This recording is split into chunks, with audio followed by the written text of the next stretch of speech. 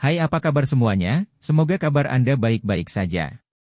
Terima kasih karena sudah memberikan support dan juga kesetiaan Anda untuk membangun channel Codot Film. Yuk kita lanjutkan alur ceritanya, sambil siapin kopi dan cemilan, setting suara volume full. Gasken. Chapter 162. Hutan gunung sangat lebat, dan gunung-gunung besar itu tinggi. Esensi spiritualnya kaya, mengalir seperti air terjun dan mengalir seperti mata air. Sepanjang jalan, lelaki kecil itu menggali beberapa batang obat yang berharga dan melemparkannya ke jaring langit dan bumi. Hampir sampai. Pada saat ini, dia merasakan aura yang tidak biasa. Tidak ada orang atau makhluk di sini, dan itu kosong sampai-sampai tidak ada makhluk yang lebih kecil seperti tahi lalat dan semut. Itu damai di mana-mana, dan tidak ada satupun binatang buas yang berani mendekat. Energi esensi melonjak, dan cahaya warna-warni berkedip. Semuanya berasal dari gunung spiritual yang megah dan megah di depan. Mereka sangat tinggi, dan banyak makhluk tinggal di sana. Di samping mereka tumbuh obat-obatan berharga yang jarang terlihat, dan aromanya kuat. Gadis berambut ungu itu sangat berhati-hati, dan seperti naga saat dia memanjat. Dia menggerakkan pinggangnya yang ramping saat dia bergerak di sepanjang tebing gunung. Gunung memiliki banyak batasan, namun dia menghancurkannya satu persatu tanpa mengeluarkan satu suara pun. Tingkat simbol yang sangat kuat. Si kecil mengikuti di belakang. Saat memanjat ke atas, dia menjadi sangat terkejut. Dia bisa melihat dari samping bahwa pembatasan itu sangat kuat. Jika itu adalah orang normal di sini, akan sulit untuk mencapai apapun bahkan setelah beberapa bulan, namun gadis berambut ungu itu langsung menghancurkannya. Setelah mencapai puncak gunung, dia dengan hati-hati melihat sekeliling. Ada kolam dingin yang memancarkan gelombang udara dingin. Dinginnya es menusuk tulang, dan air di dalamnya berwarna hitam seperti tinta. Jenis kolam dingin ini sangat cocok untuk ditinggali binatang naga banjir. Di samping kolam itu tumbuh 4 batang obat roh, dan itu tepatnya adalah rumput naga banjir hitam. Mereka hitam legam dengan bintik-bintik kilau, dan memancarkan aroma manis. Ini bisa menjadi bukti bahwa seekor binatang naga banjir yang kuat menghuni kolam ini sebelumnya, apalagi hanya satu. Jika tidak mungkin energi naga banjir yang begitu kaya berkembang di sini dan menghasilkan obat roh yang jarang terlihat. Kemana binatang suci itu lari? Si kecil curiga. Dia bersembunyi di balik batu raksasa saat dia mengamati semuanya. Di puncak, selain kolam yang dingin, juga terdapat banyak bongkahan batu raksasa, menciptakan hutan batu. Segera setelah itu, dia mendengar beberapa aktivitas. Gadis berambut ungu itu bergerak diam-diam di depan dan memasuki hutan batu. Dia muncul di depan sebuah gua, dan kemegahan ilahi memancar dari area itu. Mengapa ada tumpukan tulang naga banjir di sini? Si kecil cukup terkejut. Setelah memasuki hutan batu, dia melihat sekelompok tulang putih milik naga banjir. Ini tidak ditinggalkan hanya oleh 1 atau 2 makhluk, dan setelah menambahkan semuanya, pasti ada setidaknya 20 dari mereka. Itu terlalu mengejutkan, karena meskipun binatang naga banjir adalah keturunan naga banjir setan kuno dan garis keturunan mereka tidak murni, mereka masih sangat kuat. Benar-benar tidak terduga bahwa ada makhluk yang memperlakukan mereka seperti makanan. Si kecil gemetar ketakutan. Setelah berbalik dan melihat kolam yang dingin itu, dia langsung mengerti. Itu adalah kolam yang sengaja didirikan demi membesarkan binatang naga banjir. Makhluk kuat macam apa yang akan melakukan hal semacam ini? Ini benar-benar membuatnya agak kesal. Ini terlalu boros dan menakutkan. Apakah Fodi akhirnya bertemu lawannya? Batu nakal itu diam-diam bergumam. Ini berbeda. Si kecil menggelengkan kepalanya. Jika bukan karena para jinius yang berkumpul bersama untuk memasuki persidangan ini dengan api, bagaimana dia bisa menemukan keturunan yang berharga ini? Biasanya, akan sangat sulit untuk bertemu satu. Namun jenis makhluk ini biasanya menggunakan binatang naga banjir sebagai makanan. Ini terlalu mencengangkan. Gua kuno itu berkabut dengan cahaya warna-warni. Di pintu masuk gua tumbuh sebatang rumput, tubuhnya seluruhnya berwarna perak. Itu terpancar dengan cahaya yang berharga, seolah-olah nyala api perak menyala. Yang paling aneh adalah ada riak-riak di atas daun rumput, seolah-olah itu adalah bulu. Rumput bulu perak. Pria kecil itu melebarkan matanya. Ini adalah yang terbaik dari yang terbaik di antara obat-obatan roh. Menurut legenda, jika tumbuh cukup lama, itu bisa meningkat dengan langkah lain dan mengalami transformasi. Rumput bulu perak hanya memiliki 5 bulu, dan seluruhnya berwarna putih keperakan. Itu memancarkan cahaya ilahi, dan ada tanda bulu di seluruh daun. Aroma manis terpancar dalam gelombang, membuat orang tergila-gila. Biasanya, itu berakar di mana uap yang menguntungkan naik. Sepertinya gua ini tidak sederhana, dan makhluk yang berdiam di dalamnya pasti sangat kuat. Si kecil memikirkannya dan memutuskan untuk kembali. Namun, dia pertama-tama dengan tegas menggali 4 rumput naga banjir hitam dan memasuki hutan batu untuk memasukkan rumput bulu perak ke dalam kantong surga dan bumi. Siapa yang peduli dengan apa yang ada di dalamnya? Mampu mendapatkan 5 batang obat berharga sudah membuat perjalanan ini berharga. Mengikuti tidak sia-sia. Anda harus memahami bahwa begitu Anda meninggalkan dunia kuno kecil ini dan tiba di dunia luar, mencari obat yang berharga menjadi sangat sulit. Di mana Anda bisa mengambilnya dengan mudah seperti ini? Di masa lalu, lelaki kecil itu menabrak gurun besar yang tak terbatas, namun dia hanya bisa menemukan beberapa batang di samping gua keturunan. Hong! Suara keras ditransmisikan dari dalam gua, dan pembatasan dipicu. Gadis berambut ungu itu sepertinya tersambar petir, dan darah mengalir dari mulutnya. Namun, pencapaiannya dalam simbol sangat mendalam, dan sangat bagus dalam menembus formasi. Dia dengan cepat menstabilkan dirinya. Si kecil juga masuk ke dalam dan mengawasi dari belakang. Dia tidak bisa membantu tetapi terkejut, sarang makhluk apa ini? Itu jelas di dalam gua, namun mengapa itu tampak seperti sarang burung? Selain tanaman merambat kering, ada rumput sutra emas yang tersebar di bagian dalam sarang. Itu lembut dan kristal, membuatnya sangat nyaman. Seluruh sarang memiliki garis-garis cahaya warna-warni yang mengalir di sekitarnya, dan jelas ada tulang-tulang berharga yang terkubur di dalamnya, karena kain itu memiliki pola formasi di atasnya. Seluruh tubuh gadis berambut ungu itu dikelilingi oleh kemegahan surgawi, membuatnya tampak sangat suci. Dia memegang tanduk emas di tangannya, dan itu kecil dan elegan, juga transparan dan berkilau. Dengan tebasan, itu mengeluarkan seberkas cahaya suci, mengubah permukaan sarang yang paling dekat dengannya menjadi bubuk halus. Itu bahkan menghancurkan sepotong tulang yang berharga. Benar-benar menghancurkan rumah seseorang. Si kecil diam-diam mengkritik. "Ih, kenapa tidak ada?" Gadis berambut ungu itu mengerutkan kening. Meskipun dia menerobos batasan, itu benar-benar kosong di dalam sarang. Dia tidak menemukan banyak.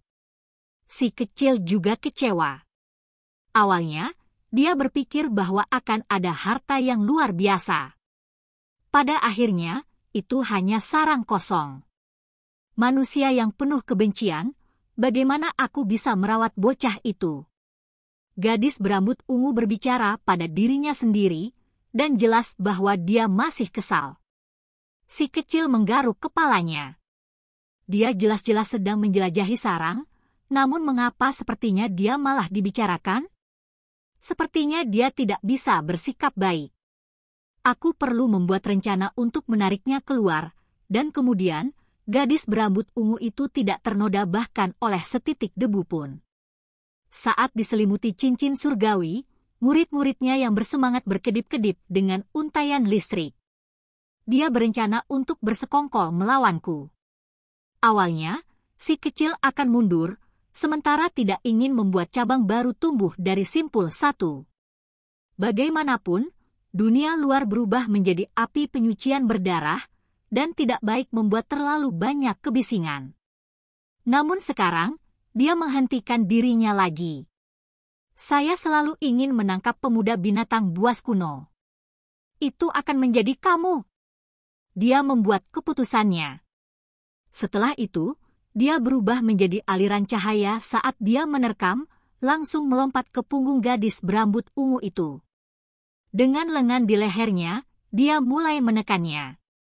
Mengangkat jaring langit dan bumi, banyak helai cahaya keberuntungan menuju ke kepalanya. Ahpu! Gadis berambut ungu itu sangat marah hingga hampir memuntahkan darah. Dia baru saja selesai berbicara tentang pemuda manusia itu, namun pada akhirnya dia segera muncul. Selain itu, dia langsung digantung dari punggungnya, ini hanya menjengkelkan di luar keyakinan. Biasanya, dia diperlakukan seperti seorang dewi. Dia didirikan di tempat yang tinggi, menyendiri dan terpencil. Dia ilahi dan tidak dapat diganggu-gugat, dan kejeniusan ras manapun pasti akan menunjukkan kesopanannya yang ekstrim. Mereka akan mengaguminya tanpa henti, siapa yang berani menghujat. Kemanapun dia pergi, dia akan selalu menarik perhatian puluhan ribu orang.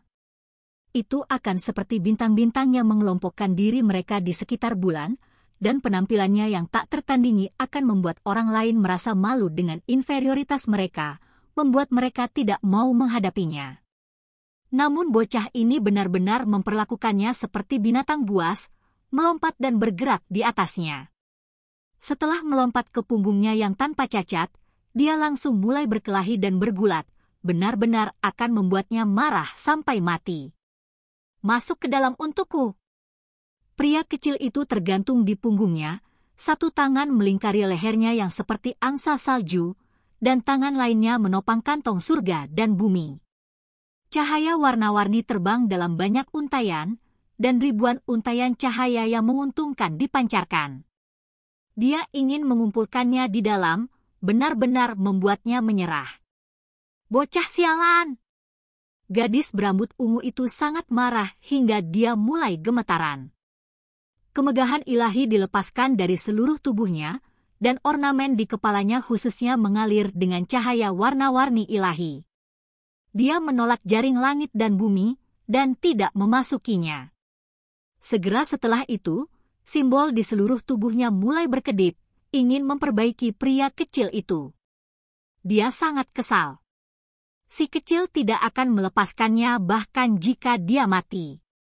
Saat dia tergantung di lehernya, dia menggunakan semua kekuatannya untuk menaklukkannya. Namun, dia sebenarnya meringis kesakitan. Simbol gadis berbaju ungu itu terlalu menakutkan, mengguncangnya sampai tulang-tulangnya berbunyi. Binatang buas kuno benar-benar kuat. Bahkan hal-hal acak di sekitar wilayah kepalanya sangat berharga. Si kecil tidak puas. Baru saja, jika bukan karena perhiasan yang tergantung di daun telinganya yang berkedip-kedip dengan cahaya warna-warni, menghentikan kantong surga dan bumi, dia pasti akan mengumpulkannya di dalam.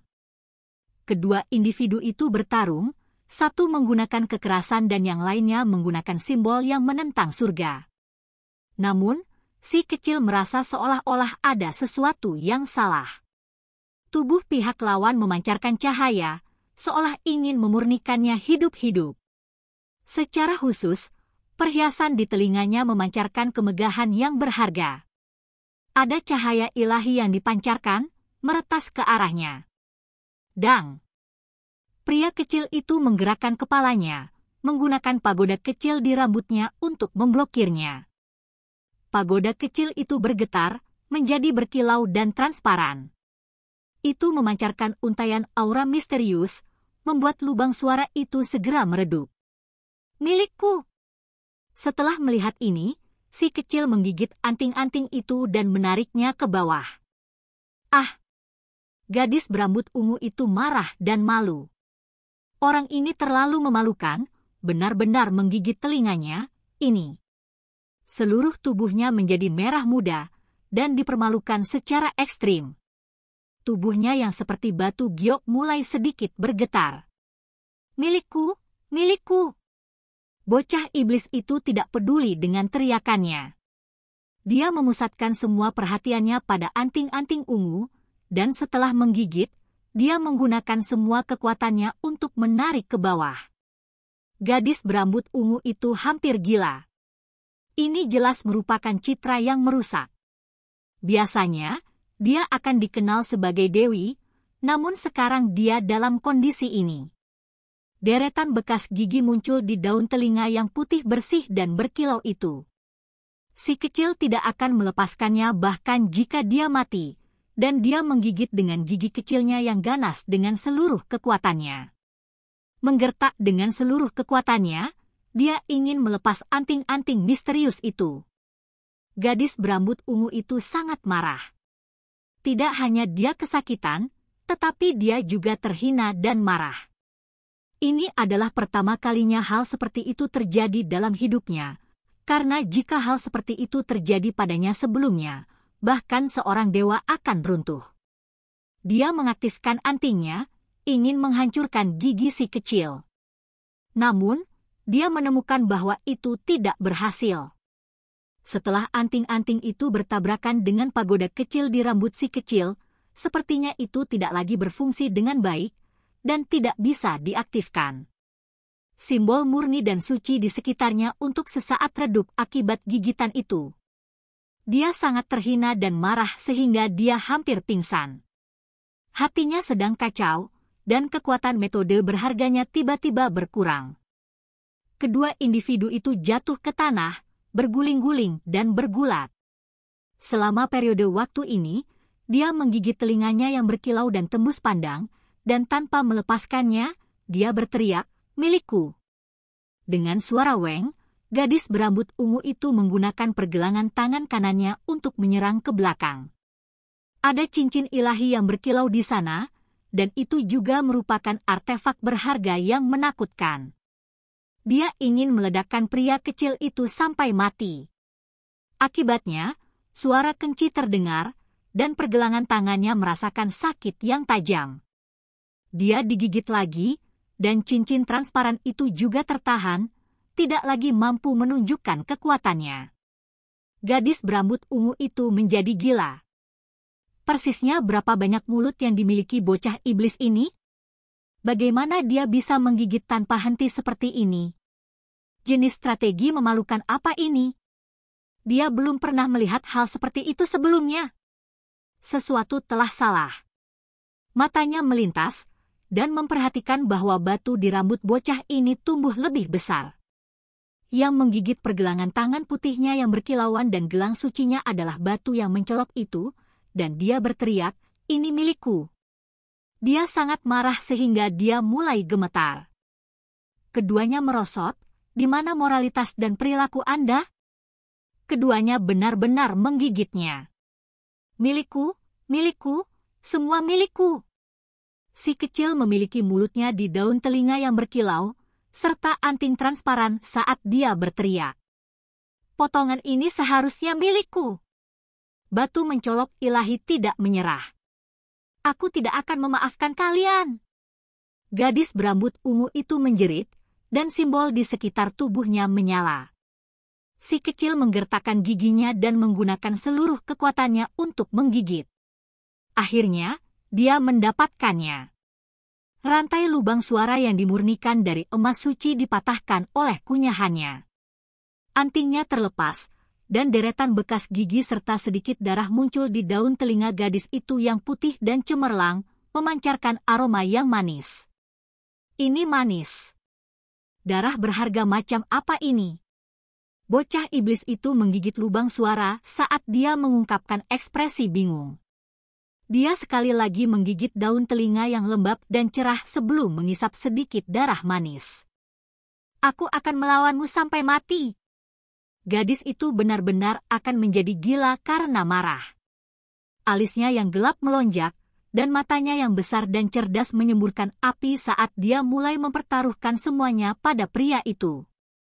Bocah iblis itu bergulat di lantai dengannya, dan selain itu, mereka berdua menggunakan artefak berharga mereka yang paling kuat. Pedang yang patah itu terang, dan cermin kristal di dada gadis itu juga memancarkan cahaya saat mereka bertabrakan dengan keras. Hong! Seluruh gunung hancur berantakan. Mereka jatuh, dan si kecil memperhatikan bahwa ada tempat dengan pesona dan keindahan yang luar biasa di dalam pusat gunung. Sebenarnya ada sarang burung lain, dan tergeletak di dalam area ini adalah kepompong. Dia dengan cepat bergegas dan mengambil kepompong. Setelah itu, dia mulai melarikan diri. Pencuri kecil, menurutmu kemana kamu akan pergi? Fluktuasi misterius di sekelilingnya melonjak, membuatnya tampak seperti peri. Lengan bajunya berkibar-kibar saat dia mengejarnya dengan niat membunuh. Tubuhnya yang anggun dan ramping bergetar, dan kulitnya yang putih bersih memancarkan cahaya. Masalah sampingan terus muncul. Oke guys, jangan lupa like, comment, share, and subscribe di channel Codot Film. See you next video, peace out and bye-bye.